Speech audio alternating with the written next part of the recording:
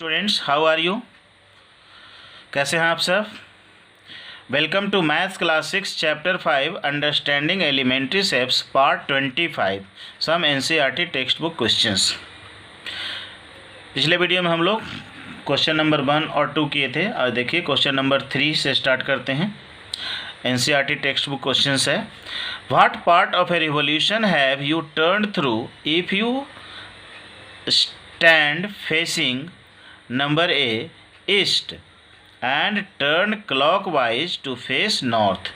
Question है कि अगर आप ईस्ट की तरफ फेस करके खड़ा हैं और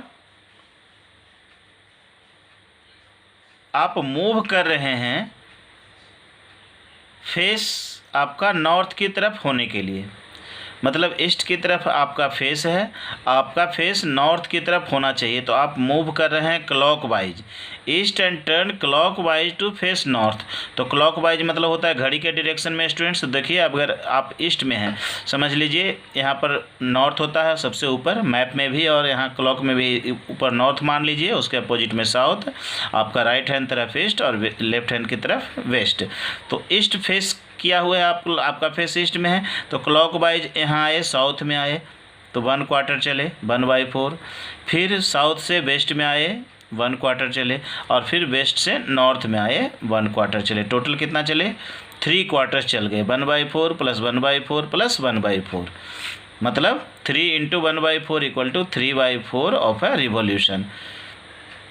मीन्स कि 3/4 ऑफ ए रिवॉल्यूशन चले, तो ईस्ट से नॉर्थ की तरफ फेस हो गया आपका, क्लॉकवाइज डायरेक्शन में घूमे तो। लेकिन यही अगर एंटी क्लॉकवाइज घूमते तो 1/4 रिवॉल्यूशन में ही नॉर्थ की तरफ आपका फेस हो जाता, क्योंकि एंटी क्लॉकवाइज मतलब घड़ी के उल्टा दिशा में, अपोजिट डायरेक्शन में। घड़ी का जो हैंड चलता है इस डायरेक्शन में मूव करता है, इसको हम क्लॉकवाइज डायरेक्शन बोलते हैं, और अगर अपोजिट साइड में घूमेंगे तो उसको हम एंटी क्लॉकवाइज बोलते हैं। तो ईस्ट टू नॉर्थ जाने में अगर एंटी क्लॉकवाइज घूमेंगे तो 1/4 रिवॉल्यूशन चलेगा, और अगर क्लॉकवाइज घूमेंगे तो 3/4 ऑफ ए रिवॉल्यूशन लगेगा।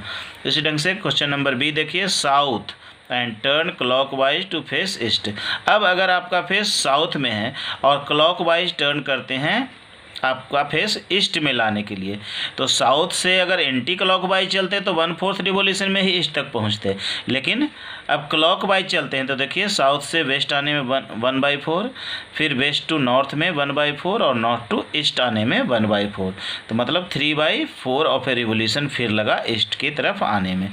3 × 1/4 = 3/4 ऑफ ए रिवॉल्यूशन। नेक्स्ट देखिए, आप इस तरीके का डायग्राम से आसानी से बना सकते हैं, west and turn clockwise to face east. अब अगर आपका फेस वेस्ट में है इधर की तरफ और ईस्ट की तरफ जाना है, तो वेस्ट के जस्ट अपोजिट में ईस्ट होता है स्टूडेंट, मतलब ये स्ट्रेट लाइन बन रहा है, मतलब क्या हुआ आपका हाफ रिवॉल्यूशन हुआ। जैसे वेस्ट टू नॉर्थ हो गया 1/4 और नॉर्थ टू ईस्ट हो गया 1/4, तो वेस्ट टू ईस्ट आने में 1/4 + 1/4 कितना हुआ? 2/4। 2/4 मीन्स क्या हुआ? 1/2, या 2 × 1/4 हुआ। 1/4 + 1/4 मतलब 2 × 1/4 = ये 2 कैंसिल, 2 से कैंसिल हो गया, 2 × 1 = 2, 2 × 2 = 4, 1/2 ऑफ ए रिवॉल्यूशन हो गया। नेक्स्ट देखिए question students, question number 4, match the items in column 1 with items in column 2। Column 1 में ये सब आइटम है, straight angle, right angle, acute angle, obtuse angle, reflex angle, ये सब का डेफिनेशंस आप पढ़े हैं।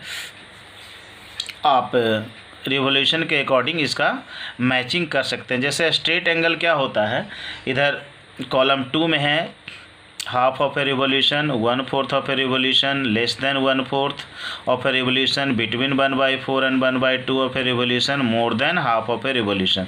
तो स्ट्रेट एंगल मीन्स क्या हुआ? Half of a revolution. Half revolution में क्या होता है स्टूडेंट्स? स्ट्रेट एंगल बनता है, क्योंकि 12 का हाफ होता है 6, तो स्ट्रेट एंगल बनता है 180 डिग्री। तो 12 से 6 तक आने में 180 डिग्री टर्न करते हैं, 2 क्वार्टर टर्न करते हैं, मतलब 90 + 90 180 डिग्री।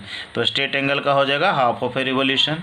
राइट एंगल का हो जाएगा 1/4 ऑफ ए रिवॉल्यूशन, क्योंकि right angle means 90 degree, 90 degree मतलब 1 क्वार्टर, तो 1/4 हो गया, 1/4 means 1/4 of a revolution. Acute angle means हो गया less than 1/4 of a revolution. 90 degree से छोटा एंगल को क्या बोलते हैं स्टूडेंट्स? एक्यूट एंगल बोलते हैं। तो लेस देन 1/4, 90 डिग्री मतलब 1/4 होता है, तो अक्यूट एंगल मीन्स हो गया less than 1/4 of a revolution. उसी ढंग से ऑब्ट्यूज एंगल क्या होता है? मोर देन 90 डिग्री होता है, मीन्स कि between 1/4 and 1/2 of a revolution, क्योंकि 1/4 होता है 90 डिग्री, तो 90 डिग्री से बड़ा और 180 से छोटा को ऑब्ट्यूज एंगल बोलते हैं। तो 1/4 से बड़ा और 1/2 से छोटा, मतलब between 1/4 and 1/2 of a revolution होगा तो ऑब्ट्यूज एंगल बनेगा। और next reflex angle. Reflex angle means क्या होता है students? More than 180 degree and less than 360 degree. तो 180 डिग्री से बड़ा, मतलब 180 डिग्री क्या होता है? Half of a revolution. तो 180 डिग्री से बड़ा कितना हो गया? More than half of a revolution. तो more than half of a revolution से इसको मैच कर देंगे। Next question students, a figure is said to be regular if its sides are equal in length and angles are equal in measure. Can you identify the regular quadrilateral? Question है कि अगर एक figure को regular figure कहते हैं यदि उसका sides equal होता है और उसका एंगल्स भी इक्वल मेजरमेंट का होता है, तो क्या आप रेगुलर क्वाड्रिलेटरल को आइडेंटिफाई कर सकते हैं? क्वाड्रिलेटरल मीन्स क्या होता है स्टूडेंट्स? 4 sided polygon. तो a regular quadrilateral will have all 4 sides equal and also all 4 angles equal. So regular quadrilateral is a square. Square क्या है स्टूडेंट्स? एक रेगुलर क्वाड्रिलेटरल है, क्योंकि स्क्वायर का all 4 साइड्स इक्वल होता है और all 4 एंगल्स भी इक्वल होता है। तो आज के वीडियो में इतना ही स्टूडेंट्स। अगले वीडियो में हम लोग एग्जाम्पलर प्रॉब्लम्स को डिस्कस करेंगे। तब तक के लिए घर पर रहिए, सुरक्षित रहिए।